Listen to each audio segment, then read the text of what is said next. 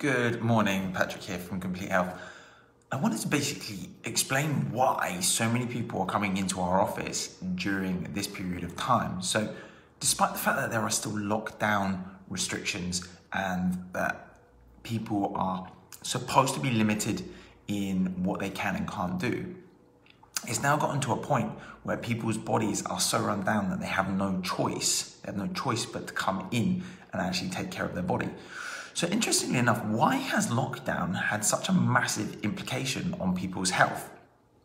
Well, there are really three main categories of things that have actually changed the way that a patient's physiology, their chemistry, their biomechanics have actually worked. And it comes down to the three major stresses that we always talk about in chiropractic: physical stress, chemical stress, and emotional stress. And these are the three things that we've seen a lot of with patients that are currently coming in due to lockdown restrictions.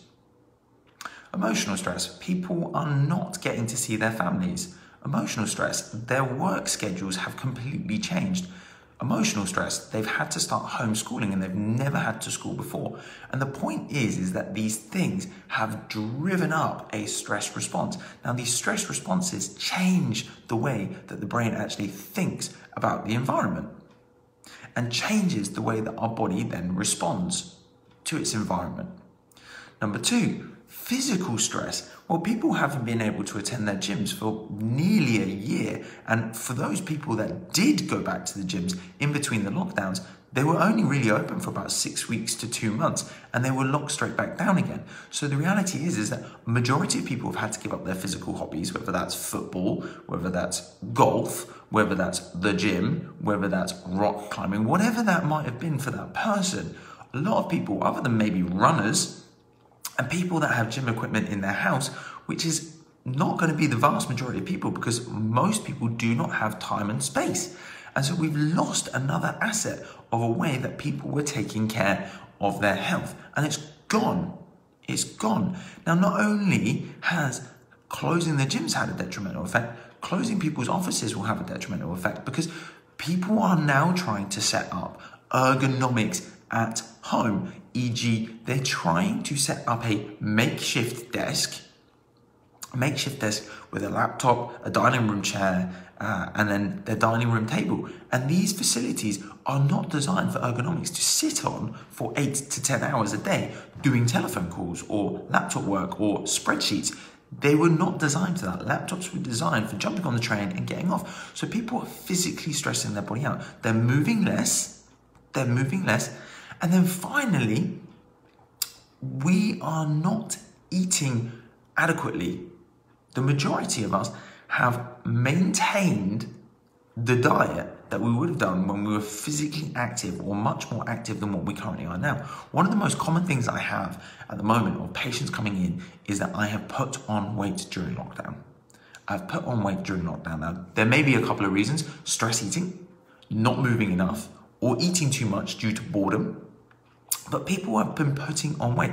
Now, putting on weight fast has a huge chemical reaction within our body, which comes under that chemical response that we were talking about, that stresses the body out. Now, these kinds of things will increase our inflammatory markers.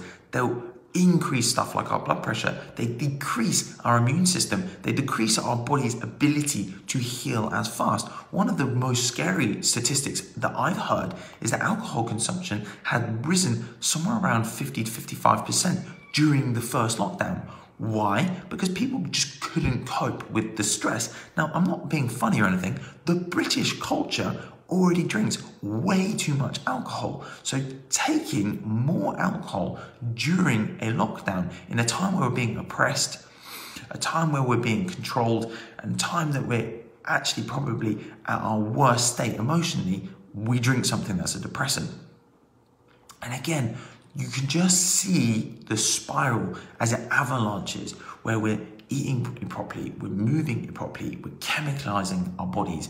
And as a result, that's the reason why we're seeing so much inflammation, so much soreness, so many injuries, so many more diseases. And unfortunately, yes, our NHS is overloaded with COVID. The improbable future is coming near where actually it's going to be overloaded with all of this backlog of other things as well.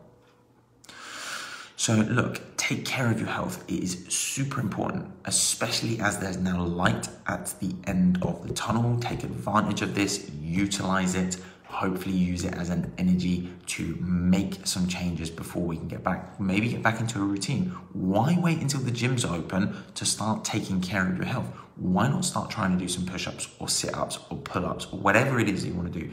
Why not try and start eating plant-based 2 or 3 days a week? Why wait? Why wait until the end? Because actually, interestingly, I used to speak to a guy, his name's Dr. Donahue. He had a client that came in on a Friday, and he was desperate for adjustment. He had neck pain and shoulder pain, and he adjusted this guy, and he bypassed, because this person was going on a business trip over the weekend, he bypassed the wellness-based conversation, and this guy had a heart attack during his business trip and died. And so what we sometimes have to understand is what we put off till tomorrow might never come. So make the most of today.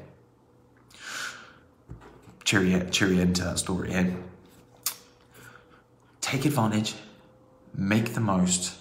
Let's try and get through this last bit of the lockdown together. But like I say, this is our responsibility. This is our health, not anybody else's. So take care of it. I'll speak to you guys again soon.